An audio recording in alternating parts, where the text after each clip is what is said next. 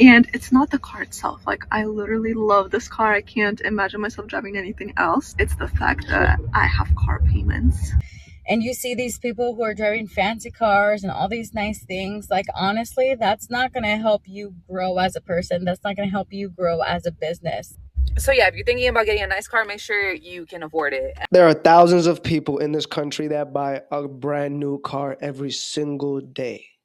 Everybody's happy, everybody's thrilled. We get to walk away with that nice, fresh smell, that new car smell. We're excited. But as soon as the monthly payment hits and the dopamine ends a week later, that's when people start panicking. Today, we're going to be reacting to people that regret their car purchases, and we're going to deep dive into what really drives a lot of these decisions. But with that being said, welcome back to the Purely MJ Show. My name is MJ. In this channel, we discuss financial literacy, avoiding debt, and how to make better financial decisions through other people's experiences. Make sure to like, comment, and subscribe to further grow the channel, to support me, and for the YouTube algorithm. With that being said, we're going to jump straight into it. So my whole entire life, I always bought cars that were salvage, right? And I never had a car payment ever. Except for this year, I got in a car accident. I was like, oh, let me go get a new car. So I decided to get the Lexus IS 350F Sport. And I was like, yeah, I could pay for it. Why not? Lo and motherfucking behold, the payments are $800 and something. So I just rounded up and I pay $900 a month. Not only do I pay $900 a month, but my insurance used to be $360. And so I hit up State Farm and I was like, hey man, it's a little high. You know what I'm saying? Luckily, we did a little family package and I'm only paying $240 for insurance. So yeah, if you're thinking about getting a nice car, make sure you can afford it. And trust me, you're gonna miss driving around in that 1996 If she stuck with what she was doing, she would have been great. If she took the money that she got from the car accident and went in and bought a salvage car like she's been used to doing, she would have been up. She would not be on TikTok saying the quiet thing out loud, and that is that car payments is not sustainable with anybody's finances or mental health or mental peace. It's not. And she's paying, if you add in the insurance, $1,200 a month. That is somebody's check that they worked 80 hours for. Like once you think of it that way, right, you start to get disgusted with car payments. And most people don't think of it that way, right? These are the things. Once you add the car payment, the insurance, people start to realize that I put myself in a messed up situation. Let's read some of the comments. Somebody said, I work in car sales. My advice is to refinance after 6 to 12 months of ownership. $800 to $900 is crazy. Somebody said, it's not the car payment, it's the freaking insurance in LA. My wallet hurts during renewals. I don't even think it's LA. I just think this is nationwide.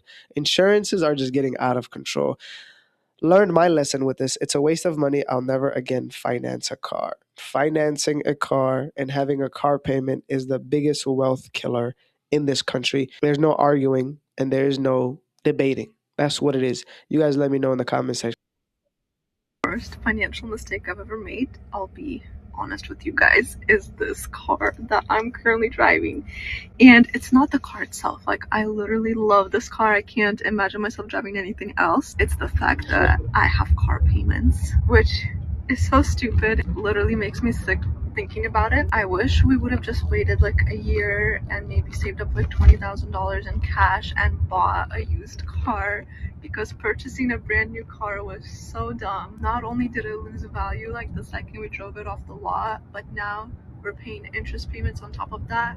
And this car is already 2 years old. Like, it was only brand new for like 5 minutes, so might as well have bought a used car.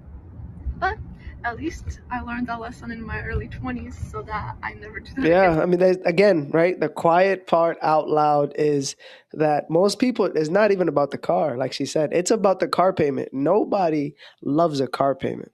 And at the end of the day, this is what is attached to having a car, a hefty car payment. That's a beautiful car. So it looks like a Tesla, but this is the thing, is that instant gratification is what gets people into trouble. Like, people go into a dealership knowing what they want. But when you go in there, there's going to be salesmen that are sleazy, that are very just evil, that are going to just put you around the ringer and put you in a nice car that you know you can't afford, which then defeats the purpose of you being there, because you're not going to get what you came for.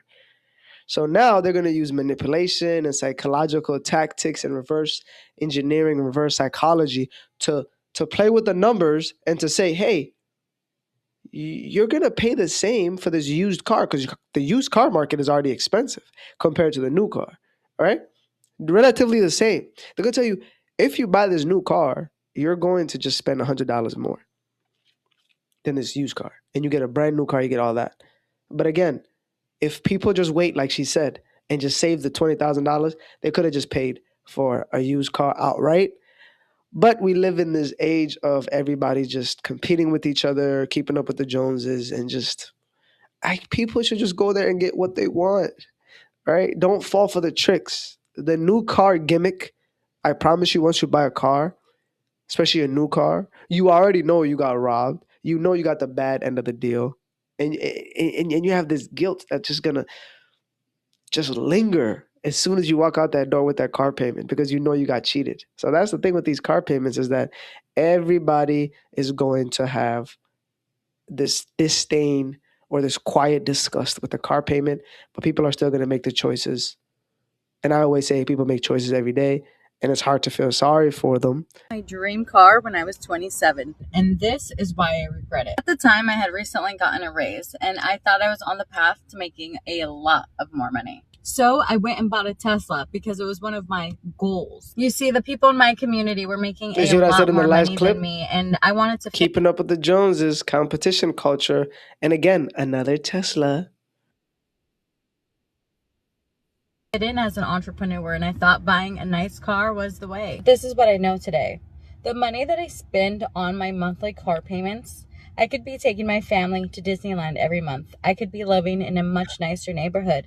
I could be saving money so that we could actually buy and own our own property. I could have reinvested that money into myself and my learning and my education. I could have reinvested that money into my business, advertising, and scaling my business. I could have used that money to hire help to help me achieve my goals in my business. I share this story with you because if you're an entrepreneur who wants to grow, who wants to scale, and you see these people who are driving fancy cars and all these nice things, like honestly, that's not going to help you grow as a person. That's not going to help you grow as a business. So remember to focus on what actually matters.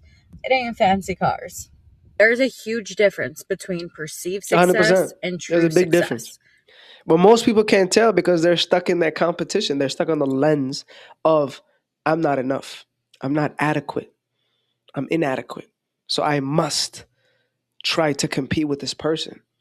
And the easiest thing is a car. It's not the true identifier of success.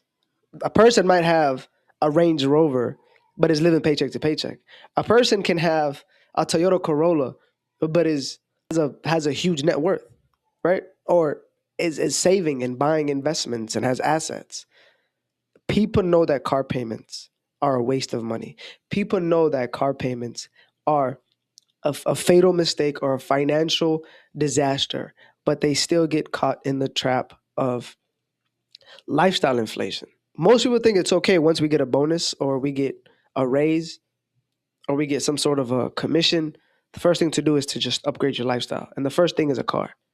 It's a lack of just like not understanding how money works. You know what I mean? And it's no shame to her. I mean, she understands it now. But that's why I say it's better for you to make these decisions now so later you can learn and not make decisions and then you can get prepared for retirement. Let's read some of the comments, all right? Poor people spend money to try to look rich. Rich people spend money to try and look poor. 100%. I agree with that. That is class. That's gold. The car is basically transportation. Respectfully, that's all it is. It's a transportation. That's all it is. If money does not buy you freedom, then I don't understand what you're doing. You're just caught in the game of consumerism, and it's a tragic one. I guess financial mistakes from my early 20s is something that we do all the time. And it's that I purchased a car that was brand new and it was worth about half of my salary at the time. And what's so funny about it is I literally walked into the dealership being like, I'm going to buy a used car because I knew that buying a new car was a bad financial decision, even though I knew pretty much nothing about finance. I was sitting down and comparing my options between the car that was a couple of years old, but was the exact same car, and the new car. When they broke down what it was going to cost me on a monthly basis, what I looked at was like, wait, but this used car is only going to cost me like $50 less a month than what this new car is going to cost me. But what I really mentioned didn't that in the understand first clip. that most people get hit with this reverse psychology and this manipulation tactic, right? And it's and listen, this is the same thing that they do in apartment shopping too, right? Like when you're hunting for an apartment or when you're shopping for an apartment or looking for a new apartment, this is the same thing they do. They give you or they show you an apartment unit that is more expensive than the budget that you told them. Easy sales tactics. Let her finish though. As well, that $50 a month or $75 a month, the opportunity cost of me putting it into a car that was going to depreciate the second that I drove it off of the lot versus me having been in my early 20s and investing that $50 to $75 a month, that didn't even register. I didn't know anything about that. We just focus on what the monthly cost is. It's so easy for us to just go with the more expensive car, not realizing it's going to cost us thousands and thousands of dollars over the long term. And not only thousands of dollars in just the cost of it, but also in the interest that we're paying. And it's so easy to be like, it's only $75 a month, but $75 a month, I was 22, 23 at the time, $75 invested for 42 years, which is the amount of time that it would have taken me to get to retirement. That could have gotten me $310,000 extra dollars in retirement. It's so easy to just focus on the monthly cost of things, but that's what ends up costing us a lot more money long term. And it's money that we could have been using for other financial 100% goals. I agree. And that's the thing. Most people know what they're supposed to do with their money. But again, it stems from an imposter syndrome. To me, an imposter syndrome is another word for insecurity. Most people are insecure. So they have to make up that insecurity with what they drive. It has to be shown. It has to be visible. Every video understood that the money that they were spending in these cars, 3 of the last 4 videos, stated that they could have invested the money. One lady stated that we could have just waited a year and paid off the car in full. The last clip that we reacted to, she said that I was an entrepreneur. I could have invested that money into marketing and different things and, investing in myself psychologically. This lady said I could have invested it in stocks, right? $75 for 42 years. That could have gave her 200 and something thousand. Again, imposter syndrome. Playing a character that you know you're not. You know what I mean? And this is no judgment to nobody. We all get caught in that. New car equals a new image. And then what makes people also regret it is the instant depreciation, which then would lead to negative equity or being underwater if you try to trade it in. On top of having a high premium monthly payment that sometimes you have to scratch your head every month and say, damn, I have a car payment that I really have to work hard for. I have it this month, but I have to restart again next month to make the next payment. And that's what people fall into is emotions and not math. Somebody said, this is the girl math we need. Yes, 100%. I mean, she now realizes, so that's good. So many people buy cars they can't afford, 100%. Somebody said, funny story, I bought a brand new car in December 2023, and 3 weeks later, I traded in for a different brand new car. The financial hit I took makes me sick every single day. Yes, ma'am. Yeah. But my question is, why would you buy a car and then 3 weeks later buy another car? Instant gratification. Emotions over math, like I mentioned. Money is supposed to do one thing, and that is to buy you freedom because you're trading time for money. So later on, it's your job to problem solve and have some sort of reflection to understand that the whole point of a job is to buy me freedom so I can get ahead. Like they mentioned, after having the regret and the buyer's remorse, that car payment only makes you work backwards, and money is meant to buy freedom. With that being said, I hope you guys leave your comments down below. I really did appreciate reacting to these videos with you guys. Make sure to like, comment, and subscribe. Be good, do good. I'll catch you guys in the next one. Peace.